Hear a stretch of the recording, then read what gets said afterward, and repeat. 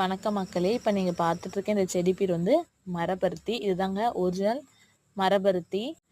இதோட விதைகள் எனக்கு வேலூர் விதை திருவிழாவுக்கு போயிருந்தேன், அப்போ எனக்கு கிடச்சிது. அதை வந்து எடுத்துகிட்டு வந்து ஒரு க்ரோ பேக்கில் மண்ணு கொட்டி அதில் வந்து நான் போட்டு வச்சுருந்தேன். பார்த்தா இவ்வளோ அளவுக்கு வந்து இப்போ வளர்ந்துருச்சுங்க. இப்போ இதை நடுறதுக்கு வந்து சரியாக இருக்குது. இப்போ வாங்க இதை நம்ம நடலாம். நடுறதுக்கு ஒரு நல்லா குழி தோண்டி அதில் தேவையான அளவு எருவு, மக்கிய தொழு உரம்லாம் போட்டுக்கலாம்.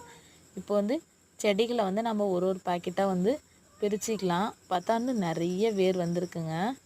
ஒரு செடியும் வந்து பிரித்ததுக்கப்புறம் வந்து நம்ம டைரெக்டாக அந்த நம்ம ரெடி பண்ணியிருக்கேன் அந்த குழிகளில் வந்து நம்ம வச்சிடலாம். இப்போ நான் 3 கன்னியும் வந்து பக்கத்துலேயே வச்சிடுறேன்.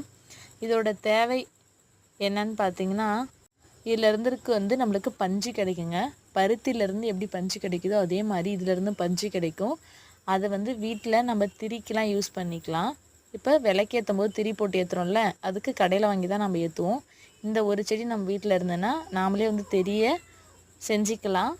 அதுக்காக தான் இப்போ செடியை நான் நடுறேன். இது பார்த்திங்கன்னா நேற்று நான் ரெடி பண்ணினேன் சுரக்காய் குடுவை தான். இது வந்து நான் தண்ணி மொள்றதுக்கு வந்து யூஸ் பண்ணிக்கிறேன். இப்போ இதில் தான் வந்து நான் தண்ணி மட்டும் வந்து இந்த செடிங்களுக்கெல்லாம் நான் ஊற்றுறேன். நம்மளால் முடிஞ்ச வரைக்கும் நம்ம இயற்கையோட ஒத்து வாழணுங்க. அதுதான் ரொம்ப நல்லாயிருக்கும். இந்த வீடியோ உங்களுக்கு பிடிச்சிருந்தால் மறக்காமல் லைக் பண்ணுங்கள். என்னுடைய சேனலை சப்ஸ்கிரைப் பண்ணுங்கள். தொடர்ந்து பாருங்கள்.